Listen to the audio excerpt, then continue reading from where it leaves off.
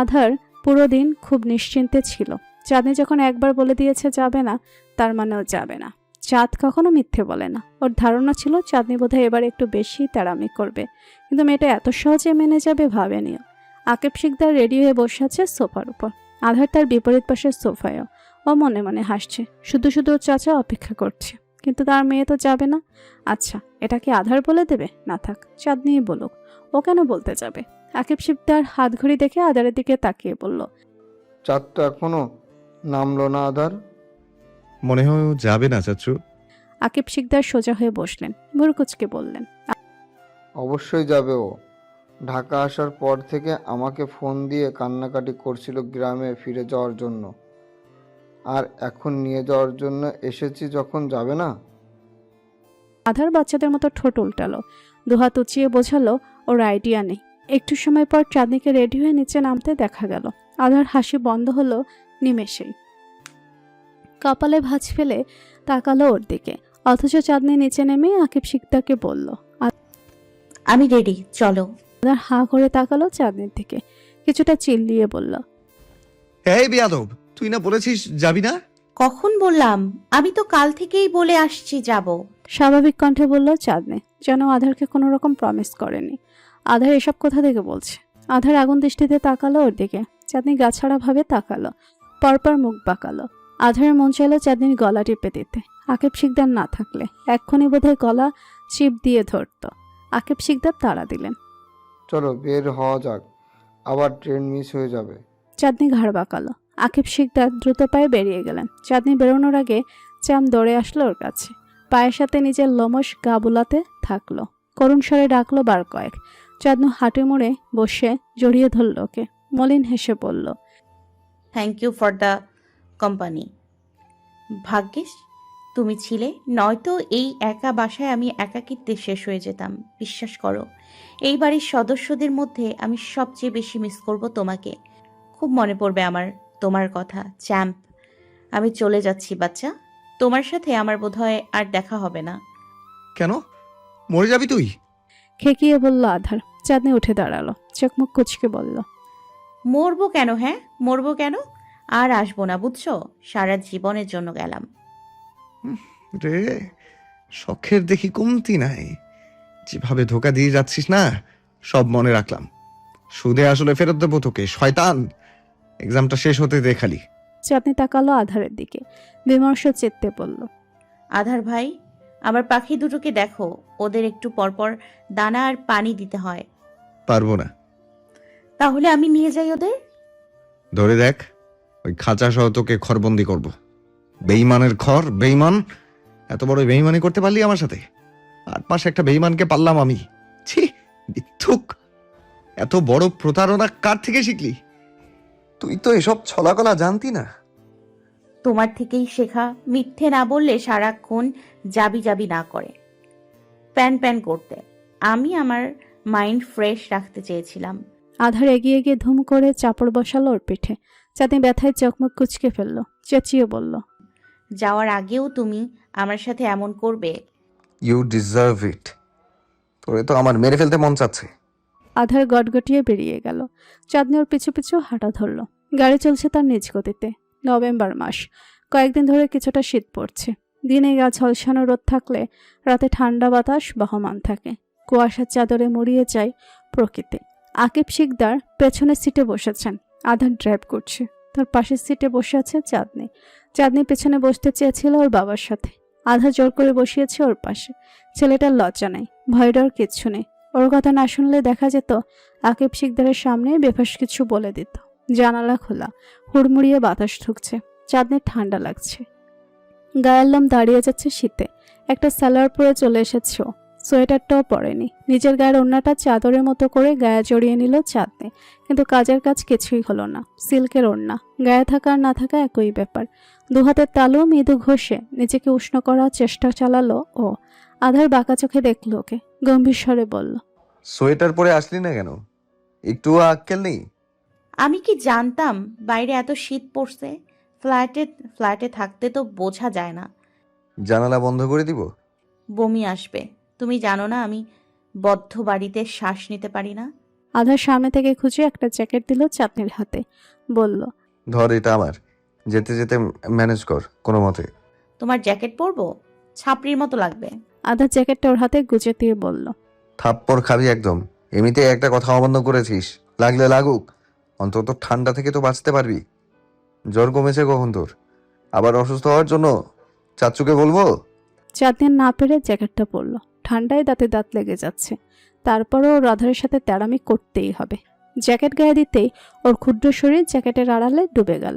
আধারের জ্যাকেটটা এমনিতেই বড়, ও সবসময় একটু বড় সাইজের হুডি জ্যাকেট পরে, এগুলো নাকি স্টাইল। কিন্তু এই স্টাইলে আধারকেই ঠিকঠাক লাগে। চাঁদনির মনে হচ্ছে ওকে একটুও ঠিক লাগছে না। আগে কেমন লাগছে না লাগছে এসব নিয়ে একটুও কনসার্ন ছিল না চাঁদনি, কিন্তু ঢাকা আসার পর আধার বাস খেয়ে নিজের প্রতি এতটা ওভার কনসার্ন হয়েছে যে এখন লুক নিয়ে ভাবতে ভাবতে সময় যায় ওর। চাঁদ, হুম। চাঁদনি পাশ ফিরে তাকিয়ে বলল। আধার সামনে দৃষ্টি রেখে নরম স্বরে বলল, আমাকে ছেড়ে না গেলে হয় না? আমি আবার একা হয়ে যাব। এই পুরো শহরে একদম একা। আমার নিজের বলে কেউ থাকবে না। আমি তোমার নিজের কেউ ছিলাম? হ্যাঁ, ছিলি তো। তোকে নিয়েই তো আমি আমার দিনগুলো দুঃখ ছাড়া কাটাতাম। সেটা আমাকে দুঃখ দিয়ে। মাফ করা যায় না? থেকে যা, কি হবে থেকে? একটা ছোট্ট সংসার হবে। কালো মেয়ের সাথে লজ্জা লাগবে না তোমার? ওই সেন্সিটিভিটি নিয়েই তো এসেছিলাম। হৃদয়ে আর কিছু অবশিষ্ট নেই। তোর হৃদয়ে সবকিছু নিঃশেষ হয়ে যাওয়ার পর আমার হৃদয়ে কিছু জন্মানো কি খুব দরকার ছিল? কি জন্ম নিয়েছে? ভালোবাসা। চাঁদনি জানালার দিকে মুখ করলো। ওর এবার কান্না আসছে, ও কেঁদে দেবে। নিজের হাতে সবকিছু শেষ করে দিয়ে আধার এভাবে ইমোশনাল কথা বলতে আসে। চাঁদনির হৃদয় গলে যায়, সত্যি গলে যায়। ওর ভালোবাসার তো মিথ্যে ছিল না, এ ছেলেটাকে তো ওর ছোট্ট হৃদয়টা পাগলের মতো ভালোবেসেছে। কিন্তু ভালোবাসা কি আত্মসম্মান থেকে বড়? ওহ না, কখনোই না। একটা মেয়ের বেঁচে থাকার তাগিদই হচ্ছে তার ইজ্জত, তার সম্মান। আধার কেন একটু ওর কদর করলো না? ওর অসীম ভালোবাসার বিনিময়ে কেন সবসময় কটু কথাই পেয়ে গেল? চাঁদনি পুরো রাস্তা আর কোনো কথা বলল না, কিন্তু আধার ফিসফিস করে বলতে থাকলো, চাঁদনি যাতে না যায়। ওর এই প্যানপ্যানানি চাঁদনি ট্রেনে ওঠার আগ পর্যন্ত চলতে থাকবে। রেল স্টেশনে যাত্রীদের ভিড়, সন্ধ্যা হয় ভিড়টা একটু বেশি। ট্রেন আসছে, যাত্রীরা নামছে, আবার যাত্রীতে পূর্ণ হলে ট্রেন ছেড়ে দিচ্ছে। ব্যস্ত সময়। চাঁদনি যখন প্রথম ঢাকা এসেছিল তখনও একই পরিবেশ ছিল, একই সময়। কত স্বপ্ন নিয়ে এসেছিল।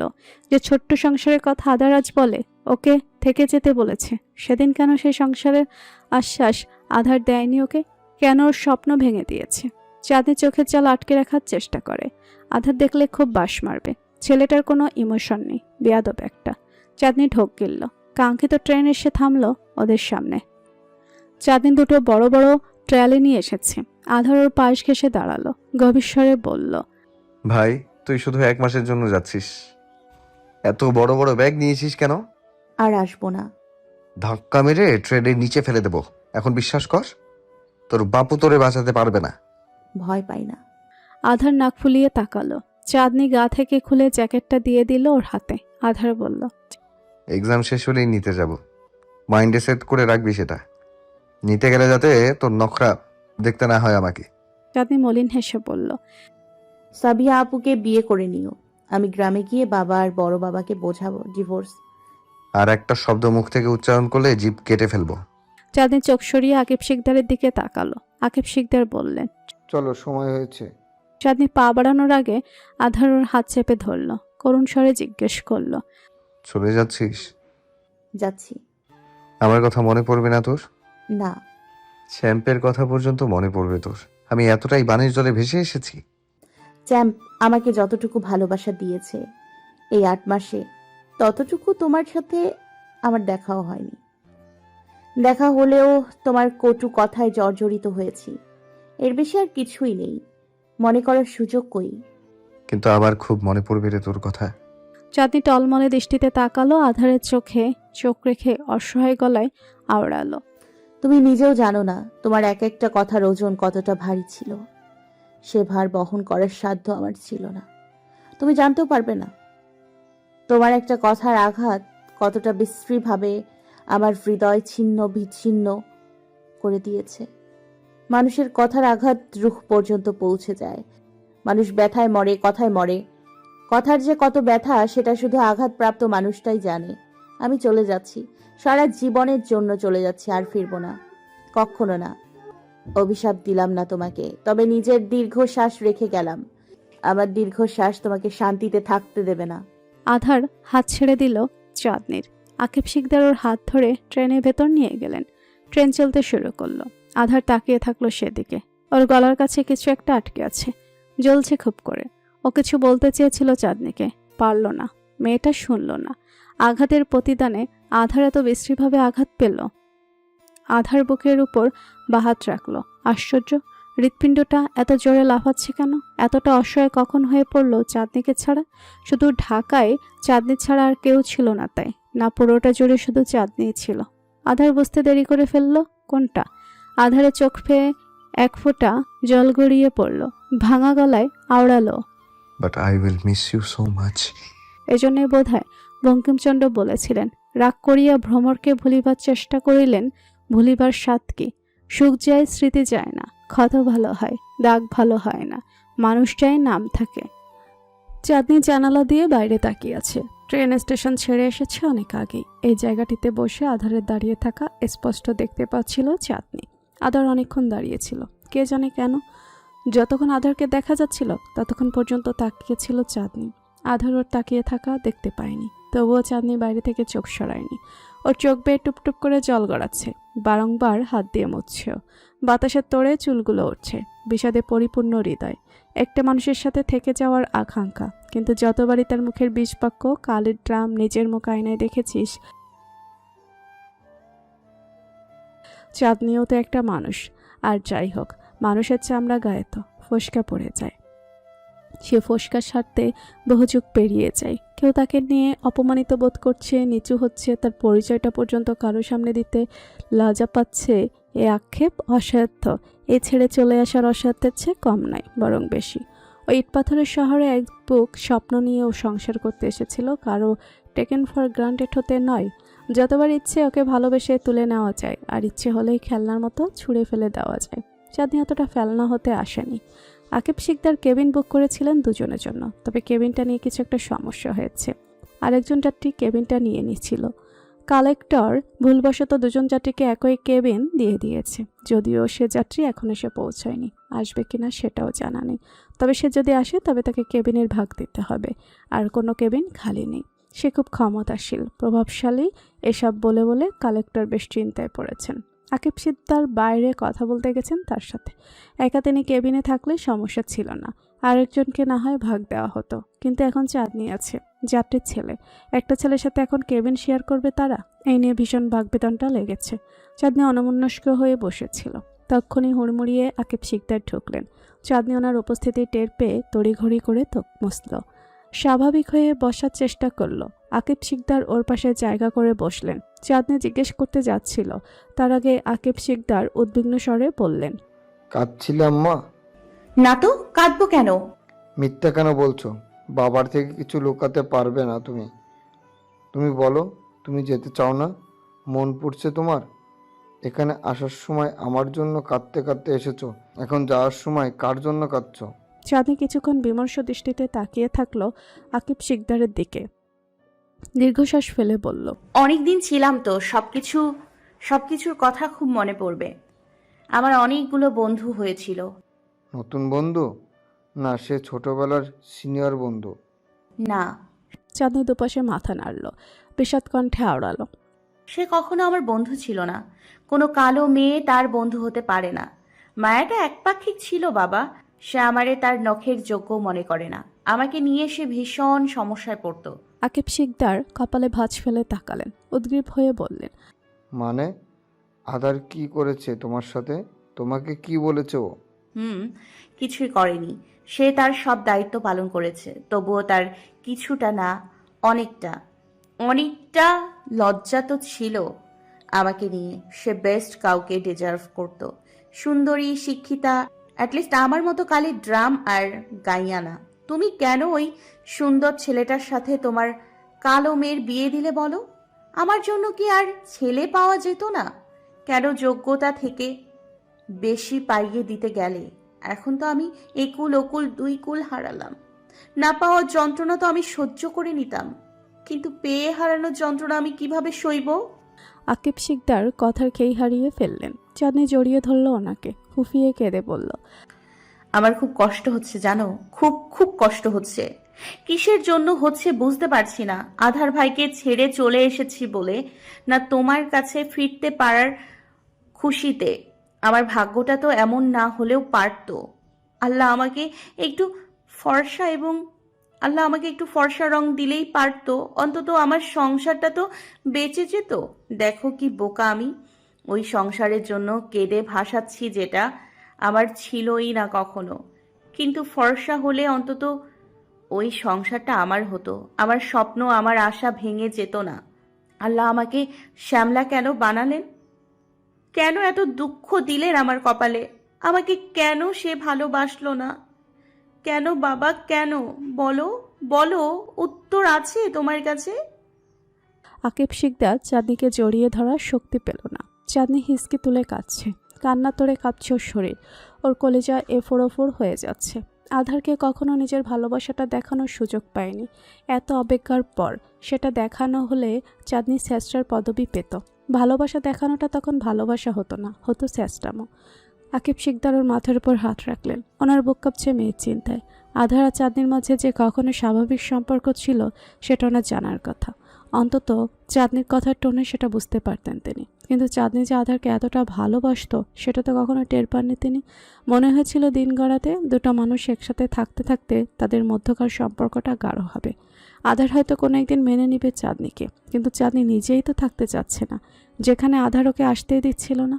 আকিব শিকদার বিমর্ষরে আওড়ালেন, চাঁদ, তুমি আদারের সাথে থাকতে চাও না? চাঁদনির কান্না থেমে গিয়েছিল। এমন প্রশ্নে আরো ব্যাকুল হয়ে পড়ল। আকিব শিকদারের দিকে উদ্গ্রীব বিমর্ষ চোখে চেয়ে বলল, চাই তো, থাকতে চাই, কিন্তু সে তো চায় না। আদার তোমাকে আসতে দিচ্ছিল না চাঁদনি? তো এতে কি প্রমাণিত হয়? সে খুব ভালো অভিনেতা বাবা, খুব সুন্দর অভিনয় করে। তার অভিনয়ের জালে ফেসে যাবা তুমি। যখন মায়া বেড়ে যাবে তখন তোমাকে ছুঁড়ে ফেলে দেবে। তুমি বলো, কালো হওয়া তো আমার অপরাধ ছিল না? আমি শেষ হয়ে গেছি বাবা, আমি মরে গেছি। আমার যে দেহটা দেখছো তুমি, সেটা শুধু মাটির শরীর। এখানে হৃদয় নামের আর কিচ্ছু বাকি নেই। আমি আর ফিরবো না কখনো। তুমি বলো, আমাকে আর ফিরতে দেবে না? আমার সংসার করা হলো না বাবা? এই এক জীবন আমি ওই একটা মানুষের নামে কাটিয়ে দিব। আমার জীবনে আর কেউ আসবে না। তবুও এই অপমান, এই গ্লানি আমাকে তার কাছে ফিরতে দেবে না। আমি প্রতিদিন তার কথা রাখাতে মরেছি। এখন থেকে প্রতিনিয়ত তাকে ছাড়া মরবো, তবুও থাকবো না তার সাথে। একজন ভালো অভিনেতা ভালো প্রেমিক হতে পারে, স্বামী হতে পারে না। আমি তার খেলার পুতুল ছাড়া আর কিচ্ছু না। জানো, কিছু কিছু মানুষ আমাদেরকে ছেড়ে দিতে চায়, কিন্তু তারা নিজ তাগিদে ছাড়ে না। কিন্তু তারা আমাদের সাথে এমন ব্যবহার করে যাতে আমরা তাদেরকে ছেড়ে দিতে বাধ্য হই। তখন কষ্টটাও আমাদের হবে আর দোষটাও। এই যেমন এখন দুটোরই ভাগীদার আমি হলাম। আকিব শিকদারের বুকের উপর পড়ে কাঁদছে চাঁদনি। অনেক দিন পর বাবার বুকটা পেয়েছে সে কাঁদার জন্য। আধার ওকে কখনো দুঃখ ছাড়া হাসার কারণ দেয়নি, আবার কখনো কাঁদতেও দেয়নি। কাদার সাহারা হিসেবে নিজেকে দিবে তো দূরের কথা, কাঁদলেই ধমকাতো। ওর নাকি চাঁদনির কান্না পছন্দ না, অথচ কাদার সব কারণ নিজেই বানিয়ে দিত। অনেকটা সময় অতিবাহিত হয়ে গেল। চাঁদনি আকিব শিকদারকে ছেড়ে সোজা হয়ে বসল।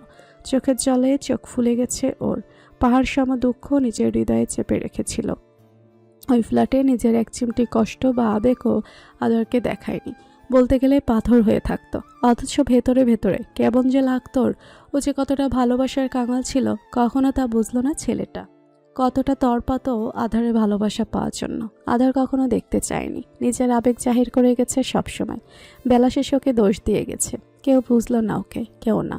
ট্রেনের দরজা থেকে একটু দূরে দাঁড়িয়ে দেওয়ালের সাথে পিঠ ঠেকিয়ে দাঁড়িয়ে আছে রাত। খুব দ্রুত ট্রেন চলছে, হাঁপাচ্ছে ও।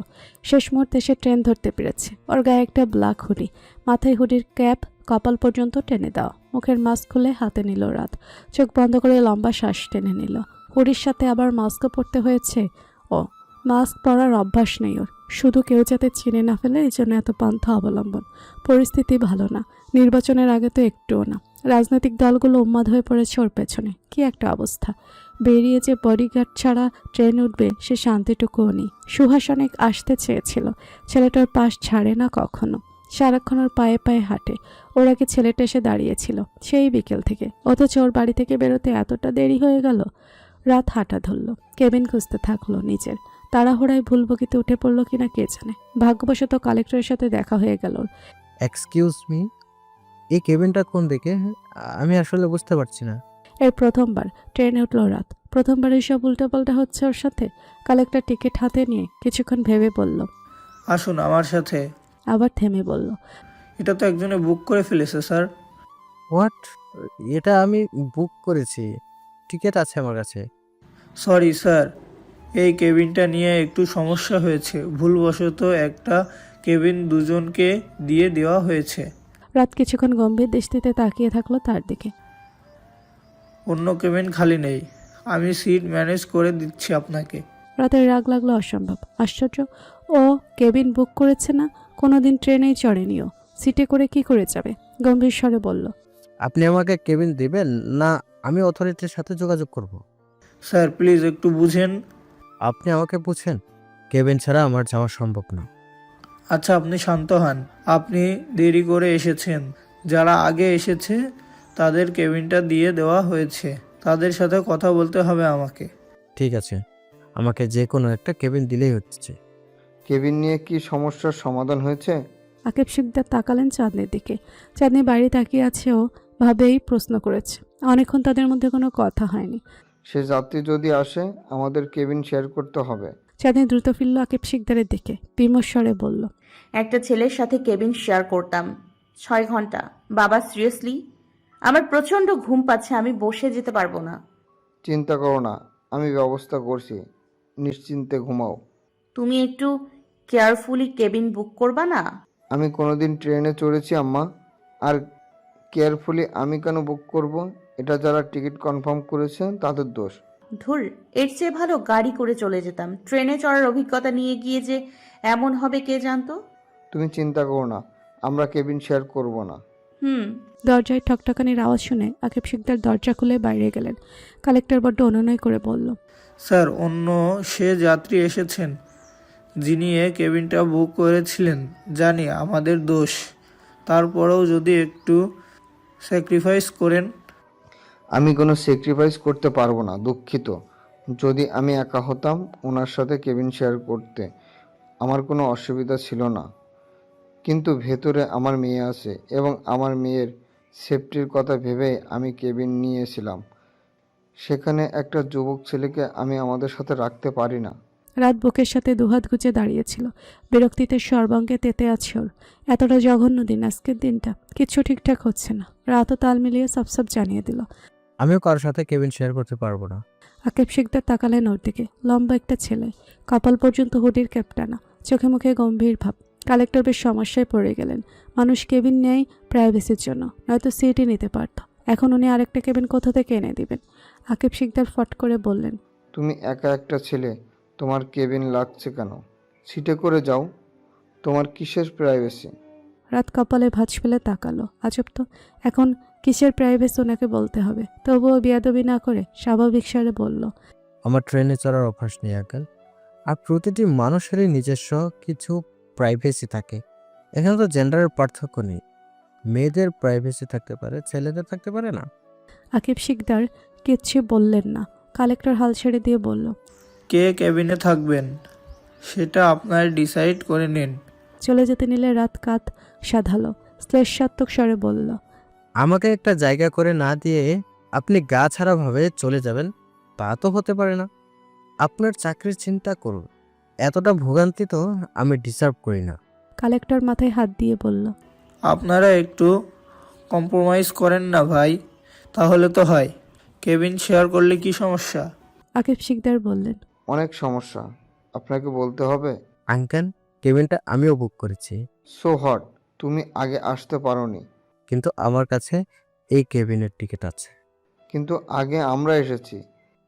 আশ্চর্য, আপনি বারবার একই কথা বলছেন কেন? রাতের মন চাইল কালেক্টরের মাথা ফাটিয়ে দিতে। অনেকটা সময় একই জায়গায় দাঁড়িয়ে থাকার পর অবশেষে আকিব শিকদার হার মানলেন। রাত তো বাধ্য হলো কেবিন শেয়ার করতে, নয়তো 6 ঘন্টা সিটে বসে যাওয়া সম্ভব না। চাঁদনি উদাস হয়ে বসেছিল। তখনই আকিব শিকদার রাতকে নিয়ে কেবিনে ঢুকলেন। চাঁদনি হকচকিয়ে তাকালো। আকিব শিকদার প্রথমে ওর কাছে এসে নরম স্বরে বললেন, আমাকে ওনার সাথে কেবিন শেয়ার করতে হবে চাঁদ, এছাড়া আর উপায় নেই। চাঁদনি চোখ তুলে তাকালো রাতের দিকে। চাঁদনি অসম্ভব অবাক হলেও রাত নির্লিপ্ত, মুখে ভাবনার লেশমাত্র নেই। চাঁদনি ফিসফিস করে বলল, এটা কি করে পসিবল বাবা? আমি একটু অ্যাডজাস্ট করে নাও আম্মা। ছেলেটা কোথায় যাবে? মানবতা বলেও তো একটা কথা আছে। যদি ছেলেটা আসার পর আমরা আসতাম, তাহলে বুঝি আমরা কেবিনে থাকতে চাইতাম না। ও ওকে। চাঁদনি দীর্ঘশ্বাস ফেলে বলল। রাত কাদের ব্যাগ সিটে রেখে অন্য সিটে বসলো। ব্যাগ থেকে একটা বই বের করে পড়তে শুরু করলো। চাঁদনি বাঁকা চোখে তাকালো ওর দিকে। ওকে চেনেনি ছেলেটা? কতবারই তো দেখা হলো। না, ওকে চেনা কোনো বড় বিষয় না, ওকে মনে রাখারও কোনো ব্যাপার নেই। কিন্তু অনেকবারই তো দেখা হয়েছিল। উফ, এই ছেলের সাথে যতবারই দেখা হয় ততবারই সুনির্দশা নেমে আসে চাঁদনির কপালে। শেষবার তো মার খেতেও হয়েছিল। এবারে কি হবে কে জানে। চাঁদনি আবারও জানালা দিয়ে বাইরে তাকালো। আবার মোবাইলটা হাতে নিয়ে দেখলো আধার মেসেজ করেছে। লিখেছে, তুই কি মনে করেছিস? হ্যাঁ, তোর জন্য মরে যাব আমি? বেশি খুশি হোস না। এক্সাম শেষ হলে কি আমি গ্রামে যাব না? তখন তোর কি হবে ভেবেছিস? আমার কথা যে অমান্য করলি সেটা শাস্তি কেমন হবে সেটা ভেবে দুঃখ পাওয়া উচিত তোর। চাঁদনি ব্যঙ্গ করে হাসির ইমোজি পাঠালো। আধার দ্রুত সিন করে রিপ্লাই করলো। তোর জন্য খুব মন পুড়ছে রে। চাঁদনি আবার হাসির ইমোজি পাঠালো। আধার লিখলো, সিরিয়াসলি মিথ্যা বলছি না, খালি খালি লাগছে অনেক। অ্যাপার্টমেন্টেও যেতে ইচ্ছে করছে না। কেন তুই চলে গেলি? চলেই যদি যাবি আসলি কেন? মায়া লাগিয়ে চলে যাচ্ছিস। বেইমানের ঘরে বেইমান, আল্লাহ মাফ করবে না। চাঁদনি রিপ্লাই না করে ফোন রেখে দিল। ওর কি কম মন পড়ছে? ওর কষ্ট হচ্ছে না? আধার শুধু নিজেরটাই দেখছে, ওর যন্ত্রণা দেখার প্রয়োজন বোধ করছে না। আকিব শিকদার কিছুক্ষণ নিশ্চুপ দেখলেন রাতকে। মনোযোগ দিয়ে উপন্যাসের বই পড়ছ, কথা বলবে না ভেবেও ডেকে বললেন, তোমার নাম কি? রাত এক পলক চোখ তুলে তাকালো। আবারও বইয়ের পাতায় মনোযোগ দিয়ে বলল, আবরার এহসান রাত। চট্টগ্রাম কোথায় থাকো তুমি? হাটাচারি। বা হাটহাজারির ছেলে তুমি? আমাদের বাড়ির চারিয়া। রাত বই বন্ধ করে আকিব শিকদারের দিকে তাকালো। মিষ্টি হেসে বলল, একই এলাকার মানুষ। একই এলাকা না, তবে কাছাকাছি। পড়াশোনা শেষ তোমার? কি করছো এখন? ব্যবসা করছে। রাত মিথ্যে বলল। রাজনীতি করে সেটা বলতে মুখে বাঁধে ওর। ভবঘুরে মনে হয় নিজেকে। রাজনীতি এটা কোনো প্রফেশন হলো? চাঁদনির বিরক্ত লাগলো। আশ্চর্য, ওর বাপের এসব জেনে কাজ কি?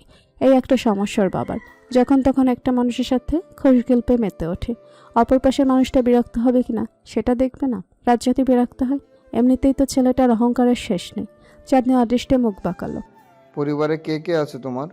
অনেকেই, আম্মু, নানু ভাই, দাদু ভাই, ছোট ভাই আর বোন। বাবা নেই? রাত মলিন হেসে বলল। না। আকিব শিকদারের মায়া লাগলো। আহারে, বয়স কতই বা হবে ছেলেটার, এ বয়সেই বাবা নেই। রাত দোটানায় পড়ল। তার থেকে পাল্টা প্রশ্ন করবে কিনা। ভদ্রতার খাতির ওর মানুষটার থেকে তার ভালো মন্দ সম্পর্কে পাল্টা প্রশ্ন করা উচিত। রাত ভদ্রতা দেখালো না, আবারও বই পড়ায় মনোযোগ দিল। চাঁদনি ফিসফিস করে বলল, ওরা থেকে এসব জিজ্ঞেস করছো কেন? ওনার 14 গোষ্ঠীর খবর নিয়ে তোমার লাভ কি? আশ্চর্য। বাবা নেই? ভালো মন্দ জিজ্ঞেস করব না, একসাথে যাচ্ছি সবাই। না, করবে না। আকিব শিকদার ফোঁস করে শ্বাস ফেলে সম্মতি দিলেন। রাত ছোট ছোট চোখ করে দেখলো চাঁদনিকে। আকিব শিকদারের উদ্দেশ্যে বলল, আপনার মেয়ে? হ্যাঁ। আপনি আমার সাথে কথা বললে ওর সমস্যা কি? ও মনে করেছে তুমি বিরক্ত হচ্ছ, এজন্য কথা বলতে মানা করছে। বোঝোই তো আজকাল কার ছেলে মেয়েরা তো সারাক্ষণ মোবাইল নিয়েই বসে থাকে। বড়দের সাথে কথা বলার সুযোগই কই থাকে তাদের। কিন্তু আমি বিরক্ত হচ্ছি না। আপনি আমার সাথে কথা বলুন আর ওকে বেশি বুঝতে মানা করুন। নাক ফুলিয়ে মুখ ঘোরালো চাঁদনি। আকিব শিকদার সন্তুষ্ট হয়ে হাসলেন, প্রশংসা করে বললেন, খুব ভালো ছেলে তুমি। একদমই না।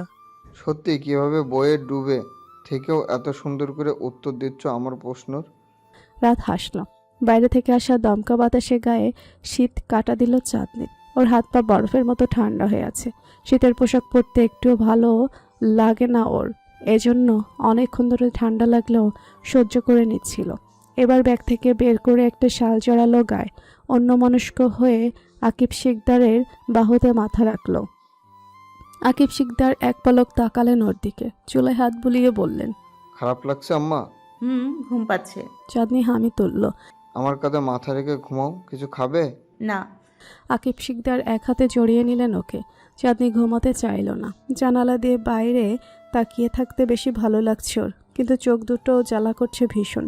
কাল রাতে ঘুমিয়েছিল শেষ রাতের দিকে। আধার পুরো রাত ওকে নিজের সামনে বসিয়ে বুঝিয়েছে এখন যদি আকিব শিকদারের সাথে চট্টগ্রাম চলে যায় তাহলে কতটা ক্ষতি হবে ওর। পড়াশোনার ক্ষতি হবে, অ্যাটেন্ডেন্স মিস যাবে, আরও কত কি। ওকে মিস করতে করতে আবার আধার ফেলও করতে পারে, দুজনেরই ক্ষতি। এর চেয়ে এক্সাম শেষে আধারের সাথে আসলেই বেশি লাভ। যদিও কি লাভ সে বিষয়টা আধার ততটা ব্যাখ্যা করতে পারেনি। তারপরও অনেক কনভিন্স করার চেষ্টা করেছে চাঁদনিকে। সেই তো চাঁদনি চলে এলো। শুধু দুজনেরই ঘুমের 12টা বাজিয়েছিল ছেলেটা। শেষ রাতের দিকে ঘুমিয়েছ, চোখের পাতা বন্ধ করে ঘুমানোর চেষ্টা করলো চাঁদনি। আচ্ছা, ছেলেটাকে সত্যি মিস করছে তো? ওর কথা মনে পড়ছে আধারের? খালি খালি লাগছে সত্যি? অনুশোচনা হচ্ছে? না সবই মিথ্যা? আধারের চিরায়ত নাটক ভাবতে ভাবতে ঘুমিয়ে পড়ল চাঁদনি। আধার অ্যাপার্টমেন্টে ফিরল রাত 10টায়। ওর একটু ফ্ল্যাটে আসতে ইচ্ছে করছিল। এখানে চাঁদনি নেই। ও গিয়েই চাঁদনিকে ড্রয়িং রুমে বসা দেখতে পাবে না। টিভির রিমোট নিয়ে কাড়াকাড়িও করতে হবে না। চাঁদনির সাথে খুব বেশি কথা হতো ওর এমন না। মেয়েটা কথাই বলতো না ওর সাথে। তবে যখন কথা হতো তখন কথা দেওয়ার রীতি ঘটতো না। তবুও চাঁদনি চোখের সামনে তো থাকতো 24/7 ঘন্টা। সোফার উপর ব্যালকনিতে বসে থাকতো মেয়েটা। আধার কতবার চোখে দিয়ে ওকে দেখতো। ওর ভালো লাগতো যে বাড়িতে একটা মানুষ আছে। ওকে দেখেই শান্তি লাগতো। মনে হতো একা না, কিন্তু এখন তো একা হয়ে গেল। আবারও আগের মতো নিজের বলতে ঢাকা শহরে কেউ রইল না ওর। বুকের মধ্যে কিসের যেন হাহাকার, শূন্যতা। আধার ড্রয়িং রুমের লাইট জ্বালালো। খালি সোফার উপর বসে কোলের উপর কুশন নিল। আবার উঠে সিঁড়ি বেয়ে গেল চাঁদনির রুমে। এতক্ষণ কষ্ট লাগছিল, এখন রাগ হচ্ছে। বেয়াদব একটা। কতবারও চাঁদনিকে থেকে যেতে বলল, কিভাবে রিকোয়েস্ট করলো, হাত ধরে পর্যন্ত বলেছে। মেয়েটা থাকলো না, পাথর একটা। ও হলে জীবনেও যেতে পারতো না। কত চেষ্টামি করলো চাঁদনির সাথে এ যাবৎ, শুধু কথা শুনিয়েছে, এটা মনে রেখে দিল। অথচ কতবার নিজের কাছে ওকে আগলে রাখতে চেয়েছে, সেটা দেখলো না মেয়েটা। আধা নিজেকে ছেঁচড়া উপাধি দিল। চাঁদনির আলমারি খুলে দেখলো বেশিরভাগ ড্রেস চাঁদনি নিয়ে গেছে, শুধু কয়েকটা সাদা ড্রেস রেখে গেছে। এগুলো আকিব শিকদার এনেছিল চাঁদনির জন্য। আধার একটা ড্রেস হাতে নিল। কান্না পেল ওর, কিন্তু কাঁদল না। ও কোনোদিন কাঁদেনি কারোর জন্য। ছোটবেলা থেকে যা চেয়েছে তাই পেয়েছে। হয়তো ওর বাবা অনেক ডিসিশন চাপিয়ে দিয়েছে ওর উপর, তবুও মুখ ফুটে কিছু বলার আগেই পেয়ে যেত। কাঁদার সুযোগও আসেনি কোনোদিন ওর জীবনে, কিন্তু এ পর্যায়ে ওর খুব কষ্ট হলো। একবার চাঁদনিকে সাদা ড্রেস নিয়ে কি কথাই না শুনিয়েছিল শুধু শুধু। এরপর থেকে মেয়েটা কখনো সাদা ড্রেস পরেনি, অথচ সাদা ড্রেস পরলে ওকে সত্যি অনেক সুন্দর লাগতো। কত পছন্দ ছিল চাঁদনির। উফ, কেন এমন করলো? কেন? কিসের এত খাপ ছিল ওর? ছোট্ট মেয়েটার প্রতি কার এত রাগ ছেড়েছেও? আধা ড্রেসটা রেখে দিল আগের জায়গায়। এলোমেলো পায়ে সে খাটের সাথে হেলান দিয়ে মেঝেতে বসলো। কোথা থেকে চ্যাম দৌড়ে আসলো ওর কাছে। আধা জড়িয়ে ধরলো ওকে, ঢোক গিলে বলল, ইউ মিস হার চ্যাম্প? তোরও ওর কথা মনে পড়ছে? চ্যাম্প উত্তর দিল না। অবুঝ প্রাণীটা কী বা উত্তর দেবে? চাঁদনি তোকে বের করে দিতে বলেছিল, আমি ওকে বেরিয়ে যেতে বলেছিলাম, কথার কথা বলেছিলাম। মেয়েটা সিরিয়াসলি নিয়ে নিল, চলে গেল আমাকে ছেড়ে। ও আমাকে কোনো দিন ভালোই বাসেনি, বুঝেছিস? এমনি শুধু মুখে বলতো। ছোটবেলায় সব সময় ওর পক্ষ নিতাম তো, তাই বোধহয় আলাদা একটা টান ছিল। নয়তো ভালোবাসার মানুষকে ছাড়া যায় না। আমাকে দেখ, আমি তো পারলাম না ওকে ছাড়তে। আচ্ছা, আমি কি ওকে ভালোবাসি? ভালোবাসি বোধ হয়, এই জন্যই তো এমন লাগছে। চাঁদনিও চলে গেল। চ্যাম্প ওর গা ঘেঁষে বসে থাকলো। ড্রেসিং টেবিলের ড্রয়ার খুলে কিছু লাল রঙের কাচের চড়ি বের করলো আধার। এগুলো চাঁদনির বন্ধুরা দিয়েছিল ওকে। চাঁদনি সেন্সলেস হওয়ার পর হাত থেকে খুলে ড্রয়ারে রেখেছিল। শাড়ি চালিয়ে দিল, চুড়িগুলো কেন যেন ভাঙতে ইচ্ছে করেনি। চাঁদনি হয়তো কখনো খেয়াল করেনি, খেয়াল করলে এভাবে ফেলে যেত না। ওর বন্ধুদের দেওয়া অমূল্য রতন নিয়ে যেত। বন্ধু বলতে পাগল ছিল যে, শুধু পাগলামাটা ওর জন্যই আসলো না কোনোদিন। আধার কিছুক্ষণ নিশ্চুপ মনোযোগে চেয়ে থাকলো চুড়িগুলোর দিকে। আচমকা হাতের মুঠোয় চেপে ধরল। ভেঙে একটা টুকরো হয়ে ঢুকে গেল হাতের তালুতে। রক্ত হাত থেকে গড়িয়ে পড়ল মেঝেতে। আধারে ব্যথা লাগলো না, ওর কেমন যেন লাগছে, কোনো অনুভূতি হচ্ছে না। বিছানার উপর মাথা রেখে বিষাদময় কণ্ঠে আওড়ালো, চাঁদ, আমি যখন তোকে তোর কমতি নিয়ে কথা শোনাতাম, তোর বুকে এইভাবে রক্তক্ষরণ হতো, আমি দেখতে পেতাম না কেন? তুই সত্যি চলে গেলি, আমাকে মুক্তি দিয়ে গেলি। ওই যে বলতি সব সময়, আমি তো মুক্ত হতে চাইনি। খুব অসহায় লাগছে রে নিজেকে। কিভাবে যে মিস করছি আমি তোকে। এখনো বোধহয় তুই গিয়ে চট্টগ্রামে পৌঁছাসনি, অথচ এই সময়টুকু আমি একা থাকতে পারছি না। 1 মাস কি করে থাকবো, কি করে? একবারও ভাবলি না তুই? ছি, শেষমেশ ফেলটুসের তকমা লাগবে আমার গায়ে। এত বিরহ নিয়ে তো ভালো পরীক্ষা দেওয়া যায় না। আমার মায়ায় পড়াটা ভুল ছিল চাঁদনি। আমার এত খারাপ লাগছে কেন? আল্লাহ, কেন আমি এভাবে আফসোস করছি? রক্তে ভিজে গেল আধারের হাত। মেঝের উপর রক্তের মোটা আস্তরণ পড়ল। আধার একটা একটা চুরি ভাঙা টুকরো বের করলো তালু থেকে। এই যে চাঁদনিটা চলে গেল, সে ব্যথার সামনে এই ব্যথাটুকু কিছুই না। প্রায় 4 ঘন্টা ধরে চাঁদনি আকিব শিকদারের কোলে মাথা রেখে ঘুমোচ্ছে। আকিব শিকদার আগলে রেখেছেন ওকে। মাঝে মাঝে মাথায় হাত বুলিয়ে দিচ্ছেন, ওনার বাহুতেই মাথা রেখে ঘুমাচ্ছিল। ঘাড় ব্যথা হবে বলে আকিব শিকদার ওর মাথা কোলে নিয়েছেন। ব্যাগ থেকে বের করে আরও শাল পেঁচিয়ে দিয়েছেন ওর গায়ে, যাতে ঠান্ডা বাতাস না লাগে। রাতার বেশ লাগলো বিষয়টা। ও অনেকক্ষণ ধরে আকিব শিকদারের গতিবিধি খেয়াল করছে। একটা বাচ্চার মতো করে আগলে রাখছেন তিনি চাঁদনিকে। রাতের ভালো লাগার পাশাপাশি আফসোস হয়। হৃদয়ে জমে কারো প্রতি তীব্র অভিমান। ওর ছোটবেলাটা বাবা ছাড়াই কেটে গেছে। অন্যদের বাবা যখন ওদের ভালোবাসে, ওর কিভাবে যে হিংসে হয়। তবে আজ ওর শ্যামাঙ্গিনীর প্রতি হিংসে হলো না। বাচ্চা একটা মেয়ে, কি যেন ওর নাম। রাত খেয়াল করলো, ও আবার চাঁদনির নাম ভুলে গেছে। আপনার হাঁটুতে ব্যথা করছে না আঙ্কেল? রাতের প্রশ্নে আকিব শিকদার তাকালো ওর দিকে। অনেকক্ষণ পর রাত কথা বলল। ছেলেটা একটু নিজ থেকে কথা বলে না। ব্যথা কেন করবে? ও অনেকক্ষণ ধরে ঘুমাচ্ছে, এবার জাগিয়ে দিন ওকে। এখন হয়তো টের পাচ্ছে না, পরে কিন্তু ঝিম ধরে যাবে, হাঁটতে পারবে না। ও না, সেটা কোনো বড় সমস্যা না। বাবা হয়ে এটুকু করতে পারবো না? মেয়ে একটা সুন্দর ঘুমের জন্য একটু নয় হাঁটু ব্যথা করলাম। রাত মলিন হাসলো। চট্টগ্রামে পৌঁছাতে আর বেশি দেরি নেই। আকিব শিকদার টুকটাক কথা বললে রাতের সাথে। রাত নিজ থেকে তেমন কথা বলছিল না, তবে আকিব শিকদারের সব প্রশ্নের উত্তর দিচ্ছিল। ছেলেটা বয়সের তুলনায় বেশি ম্যাচিউর, সব কিছু নিয়ে ভালোই ধারণা ওর। আকিব শিকদার বেশ ভালো লাগছিল ওর সাথে কথা বলতে। কেমন একটা বিজ্ঞ ব্যাপার আছে ওর মধ্যে। জীবনের উত্থান পতন নিয়েই এই বয়সে যার এত অভিজ্ঞতা, সে নিশ্চয়ই জীবনে কম যুদ্ধ ফেস করেনি। আকিব শিকদারের খুব কৌতূহল জাগলো রাতের ব্যাপারে, কিন্তু জিজ্ঞেস করার আর সুযোগ হলো না। 6 ঘন্টার পথ পাড়ি দিয়ে ট্রেন এসে থামলো চট্টগ্রাম রেল স্টেশনে। আকিব শিকদার ঘুম থেকে জাগালেন চাঁদনিকে। 6 ঘন্টা এই মেয়ে টানা ঘুমিয়েছে। চাঁদনির এই এক সমস্যা, ওর যানবাহনে উঠলেই খালি ঘুম পায়। রাত তেমন ব্যাগপত্র আনেনি ওর সাথে, শুধু একটা কাঁধ ব্যাগ ছিল ওর সাথে। তবে চাঁদনি বড় বড় দুটো লাগেজ নিয়ে এসেছে। একটা ও নিল, আর একটা আকিব শিকদার নিলেন। এত রাতে কুলি পাওয়া সম্ভব না। রাত আকিব শিকদারের থেকে ব্যাগটা নিয়ে নিল, বলল, আমি নিচ্ছি, আসুন। আকিব শিকদার খুব খুশি হলেন। ট্রেনের বাইরে এসে কৃতজ্ঞতা স্বীকার করে বললেন, ধন্যবাদ তোমাকে বাবা। ধন্যবাদ দেওয়ার প্রয়োজন নেই আঙ্কেল। আমার বাবা থাকলে আমি তাকে কিছু নিতেই দিতাম না। চাঁদনি রাতকে দেখে অবাক হচ্ছে খালি। এই অ্যারোগেন্ট ছেলেটা এতটা নরম ব্যবহার করছে কি করে ওর বাবার সাথে? এর তো অহংকারের মাটিতেই পা পড়ে না, সেখানে ওর বাবার সাথে কতটা আন্তরিকতা দেখাচ্ছে। রাতের গাড়ি চলে এসেছে। ও গাড়িতে ওঠার আগে আকিব শিকদারকে বললেন, চলে যাচ্ছে আঙ্কেল, গাড়ি এসেছে আপনাদের। চলে আসবে, একটু অপেক্ষা। তুমি যাও, আবারও দেখা হবে ইনশাল্লাহ। দেখা হবে? হতেই হবে, অনেক আলোচনা বাকি থেকে গেছে। আবার হবে কোনো একদিন।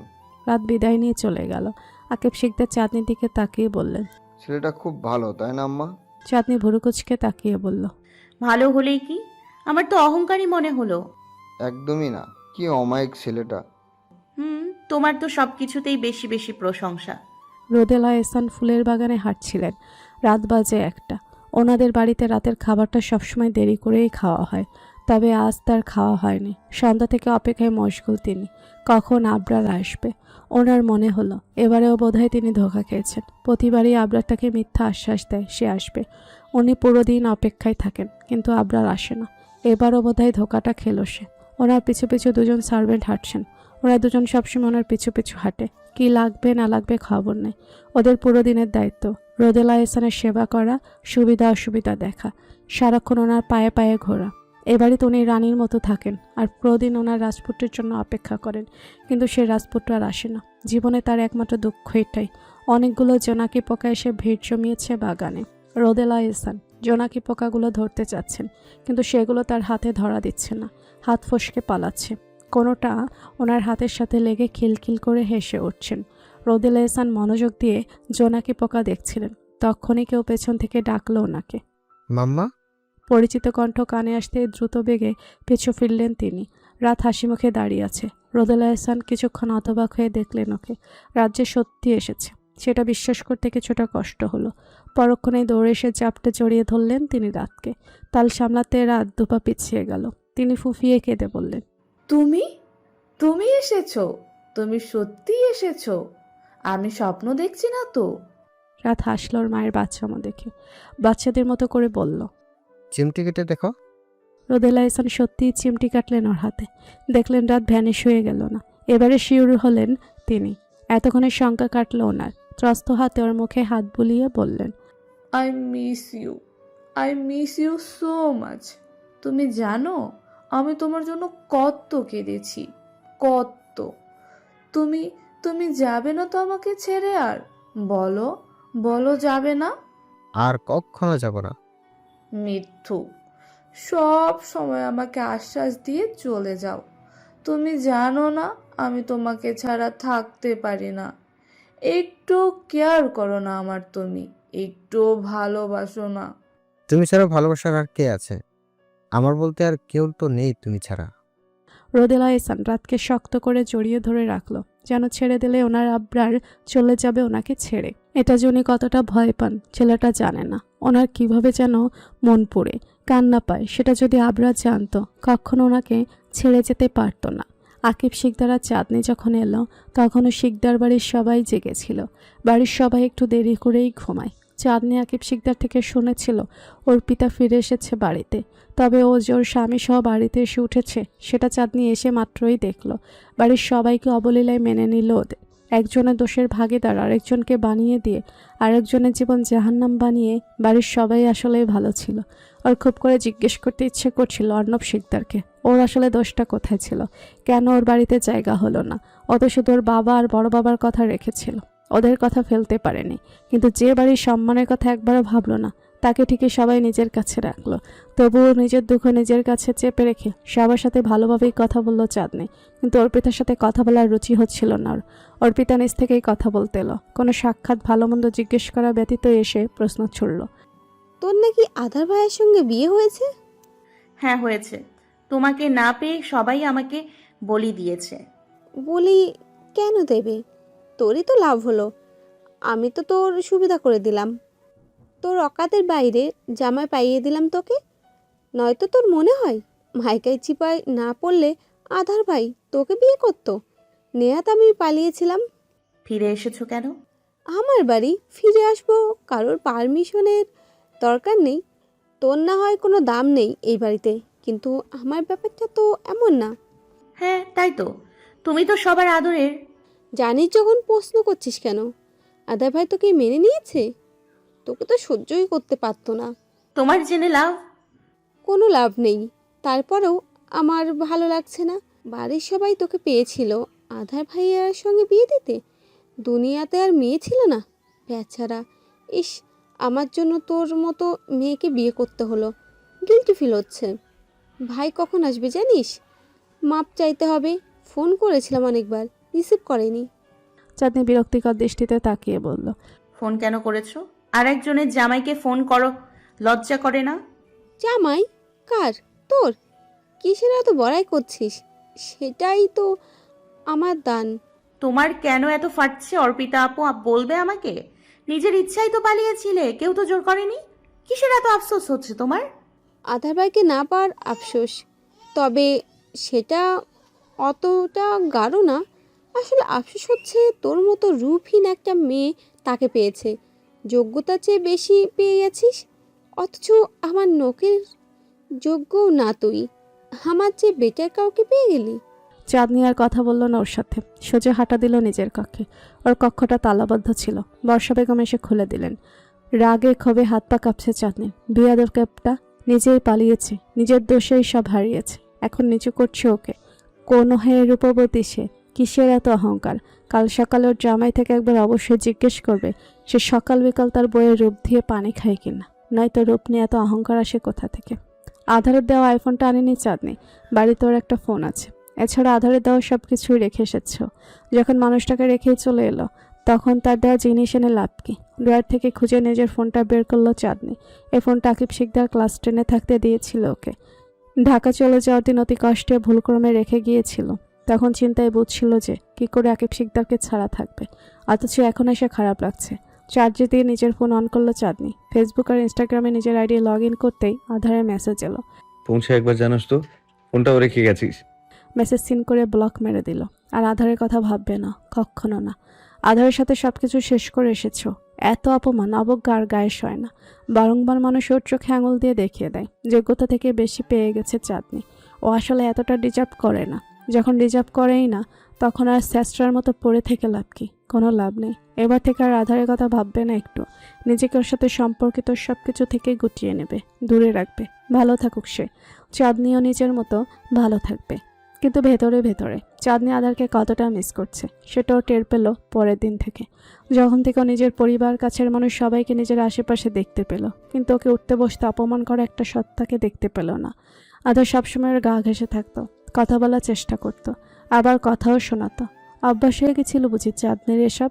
নয়তো ভালো থাকবে বলেও কেন ভালো থাকতে পারছিল না? সবাই আছে আর ওর সাথে, তবুও কেউ যেন নেই। চাঁদনি একা।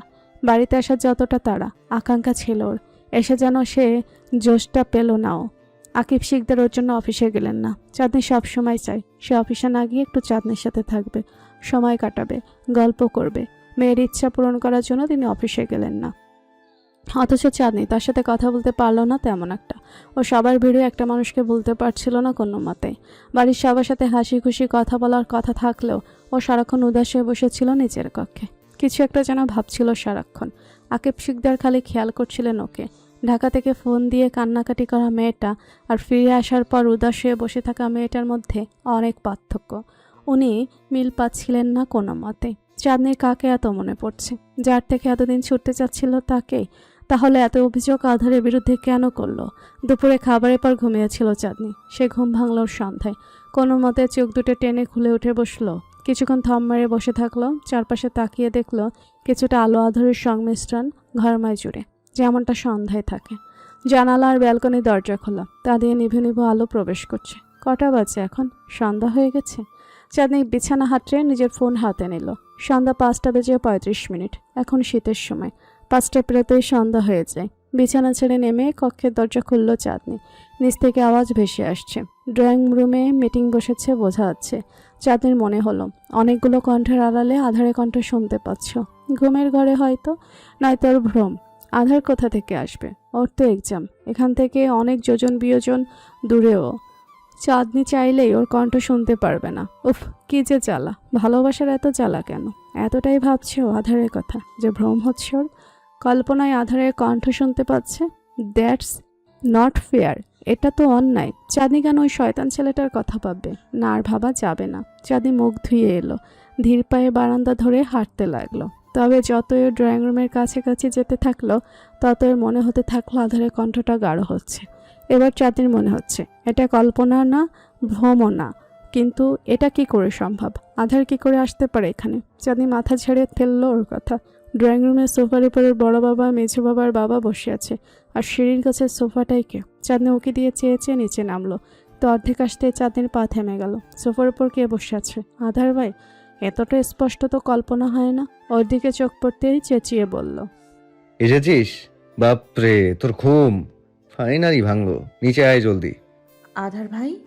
আধারের ডান হাতে সাদা ব্যান্ডেজ পেঁচানো, চুলগুলো উস্কো খুস্কো হয়ে ছিটিয়ে আছে কপালের উপর। শার্টের উপরে দুটো বোতাম খোলা। হাসি মুখে কথা বলছে সবার সাথে, অথচ মুখে যেন রাজ্যের ক্লান্তির ছাপ। চাঁদনি অবাক না হয়ে পারছে না। আধার নিজের সৌন্দর্য নিয়ে বড়ই কনসার্নিং একজন মানুষ। এভাবে এলোমেলো হয়ে ও কখনো ভার্সিটির জন্য বেরোতো না। দুনিয়া উল্টে যাক, তবুও তার ফিটফাট হওয়া চাই। সেখানে এই অবস্থায় ধাটাক থেকে সোজা চট্টগ্রামে চলে এসেছে। হয়েছেটা কি ছেলেটার? চাঁদনি খুঁটিয়ে খুঁটিয়ে দেখলো আধারকে। ও সোফায় না বসে সিঁড়ির পাশে দাঁড়িয়ে থাকলো। আধারের মতিগতি বোঝার চেষ্টায় আছে ও। অথচ আধার একবার ওকে ডাক দিয়েই আর একবারও ফিরে তাকায়নি ওর দিকে। দেখছেও না ওকে। সে কথা বলায় ব্যস্ত অন্যদের সাথে। আকিব শিকদার, অপূর্ব শিকদার আর আরমান শিকদার সোফায় বসে আছেন। রাফিয়া বেগম বসে আছেন আধারের পাশে। নিজের সব নাতি নাতনিদের চেয়ে তিনি আধারকে খুব বেশিই ভালোবাসেন। জবা বেগম মাঝে মাঝে আসছেন সেখানে, আবার চলে যাচ্ছে নিজের কক্ষে। বর্ষা বেগম কিচেনে টুকটাক কাজ করছেন। আধারের জন্য তার তোড়জোড়ের শেষ নেই।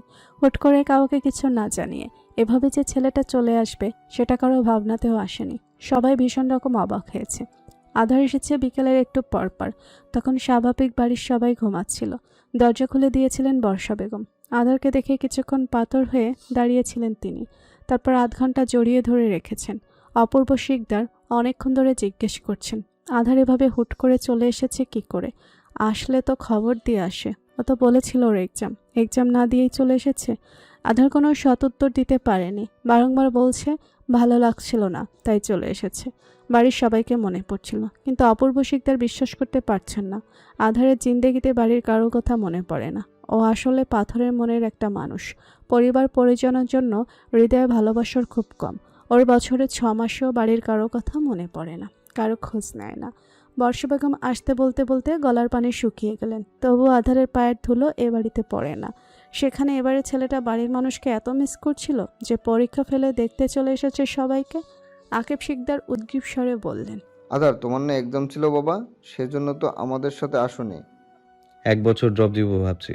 কেন? প্রিপারেশন ভালো না, এক্সাম দিলেও অতটা সুবিধার হতো না।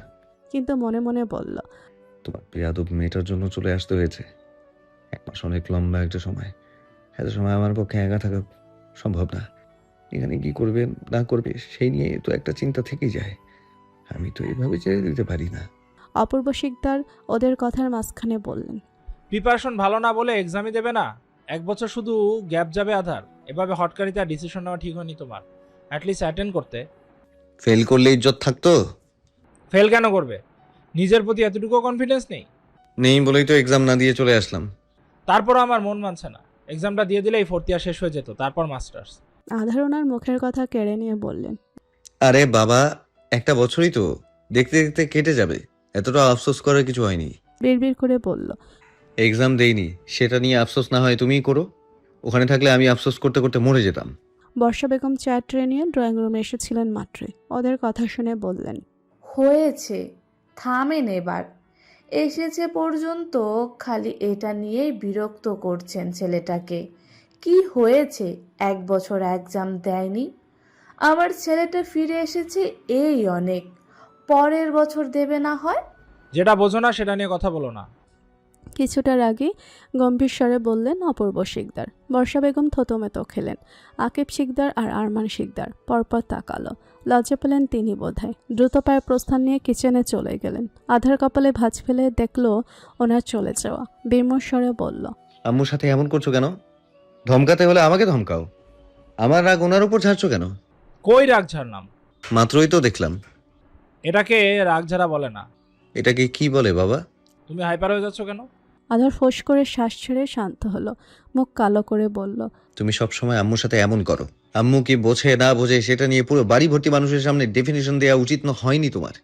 আমার আম্মু সম্মান নেই? তোমার থেকে একটু রেসপেক্ট ডিজার্ভ করে না সে?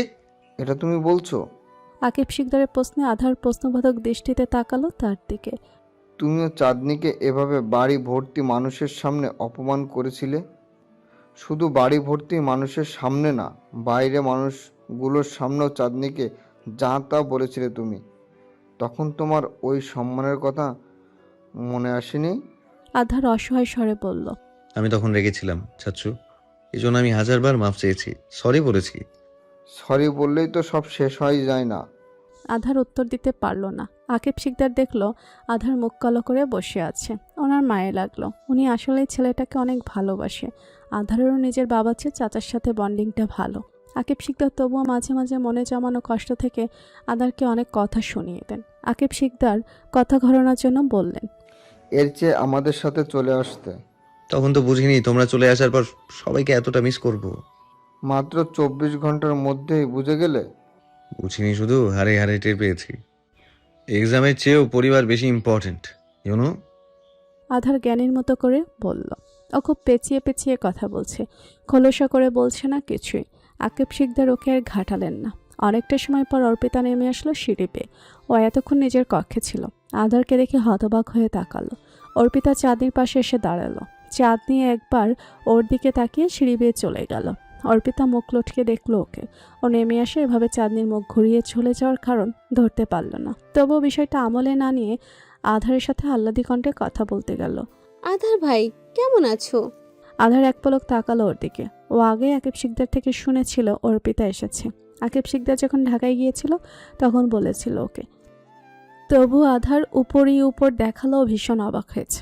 অর্পিতার সাথে খুব বাজেভাবে রিয়াক্ট করে বলল। তুই এখানে? পরক্ষণে অপূর্ব শিকদারের দিকে তাকিয়ে বলল। অর্পিতা? অর্পিতা এখানে কি করছে বাবা? তুমি না বলেছিলে অর্পিতার জায়গা এ বাড়িতে হবে না? কোন সাহসে ও এখানে এসেছে? আধারের চেঁচামেচি শুনে জবা বেগম দৌড়ে এলেন। চাঁদনি দোতলা থেকে উকি দিয়ে দেখে আবার গায়েব হয়ে গেল। আধারের প্ল্যানটা ওকে জানিয়েছিল। অর্পিতার আশাটাও নিজেও সহ্য করতে পারছিল না। বলেছিল যে করেই হোক অর্পিতাকে বাড়ি ছাড়া করবে। আশা মাত্রই শুরু করে দিয়েছে।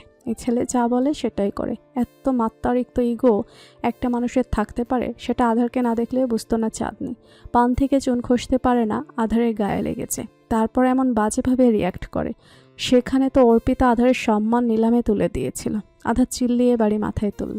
জবা বেগম ভয় পেলেন। উনি এই ভয়টাই পাচ্ছিলেন আধার আসলে এমন রিয়াক্ট করবে। সেটা নিয়ে খুব আগে থেকে ওনার মন করে রাখছিল। আধারকে উনি চেনেন, ছোটবেলা থেকে দেখছেন। নিজের জেদ রচানোর জন্য আধার সব করতে পারে, সব মানে সব। এখন অর্পিতাকে বাড়ি থেকে না বের করে দিতে বলে ওনার মেয়েটা কোথায় যাবে? ছেলের বাড়ির কেউ তো ওদের মেনে নিচ্ছে না। না, ওনার মেয়ের এ বাড়িতে সম্পূর্ণ অধিকার আছে। দরকার হলে আরমান শিকদারকে নিয়ে আলাদা হবেন তিনি। তবু অর্পিতাকে নিজের থেকে দূরে কোথাও যেতে দেবেন না। রাফিয়া বেগম শান্ত করার চেষ্টা করছেন আধারকে। দাদু ভাই শান্ত হও, কেন করছে এরকম? আধার শান্ত হচ্ছে না। অপূর্ব শিকদার কিছু বলতে যাবে, তার আগেই আধার তিক্ত স্বরে বলল। আমার মান সম্মান নিলামে তুলে দিয়েছে ও। তোমাদের কারো কথা ভাবিনি ও চলে গেলে লোকে কি বলবে। লোকের কথার তো ধারি না আমি। কিন্তু তোমরা তো খুব ভয় পাও এসব। সেজন্য অনাকাঙ্ক্ষিতভাবে একজনের সাথে জুড়ে দিলে আমাকে। অথচ যার জন্য এত কিছু হলো সে বাড়িতে আরাম আয়েশ করছে। কিন্তু আমরা যারা কোনো দোষই করলাম না তাদের বাড়িতেই জায়গা হলো না। এটা তো বড্ড নাইনসাফি হয়ে গেল। আসার পর থেকে একের পর এক প্রশ্ন করছো তুমি আমার থেকে, কিন্তু কাঠগড়ায় দাঁড়ানোর কথা তোমার। আমাকে উত্তর দাও, ও এখানে কি করছে?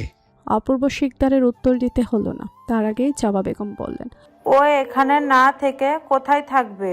এটা অর্পিতারও বাড়ি। তোমার মতো ওরও এই বাড়িতে সম্পূর্ণ অধিকার আছে। সেদিন কেন তোমার মেয়ের মনে পড়েনি এই বাড়ির কথা মেঝমা? খুব তো শাসন করেছিলে চাঁদনিকে সেদিন, মরতেও গিয়েছিল। অথচ নিজের মেয়েকে ডিফেন্ড করছো। শাসনটা অন্যের মেয়েকে না করে নিজের মেয়েকে করলে এ দিন দেখতে হতো না। তোমার জন্য এইভাবে বিগড়েছে ও। কিভাবে কথা বলছো তুমি আমার সাথে? সম্পর্কে কি আমি তোমার মেজমা হই? অপূর্ব শিকদার গম্ভীর স্বরে বললেন। আধার তোমার মেজো মা হয়। শান্ত হও, আমরা বসে কথা বলি। কি শান্ত হব? আমি তো মনে করেছিলাম মেনে নিয়েছো, ব্যাস ওটুকুই। এ বাড়িতে পর্যন্ত থাকতে দিয়েছো ওর জামাই নিয়ে, আর আমাকে শান্ত থাকতে বলছো। ওর জামাইয়ের ফ্যামিলি মেনে নিল না ওদের, আর তোমরা তো সামত করছো। কি মহান তোমরা! অর্পিতা খুব বিপদে পড়েছিল আধার। আমরা বাড়ির মানুষরা যদি ওর পাশে না থাকতাম তাহলে ও কোথায় যেত? জাহান্নামে যেত। তারপরও এ বাড়িতে না আসতো। আমি ওর সাথে এক বাড়িতে থাকতে পারবো না। একটা হ্যাস্ত করবে তুমি। হয় ও যাবে, নয়তো আমি চলে যাব। আমি তোমাকে শেষ কথা বলে গেলাম, এর বাইরে আর কোনো কথা থাকতে পারে না। চাঁদনি ছাদ থেকে নেমে কক্ষে এলো। অনেকটা সময় ওখানে ঘাপটি মেরে বসেছিল। আজ পুরোটা দিন আধারের জন্য মনটা পুড়তে পুড়তে কয়লা হয়ে গেছে। কিন্তু ছেলেটা আসার পর কথা বলতেই কেমন যেন লাগছে। মাত্র একদিনেই এতটা অদৃশ্য দূরত্ব তৈরি হয়ে গেছে।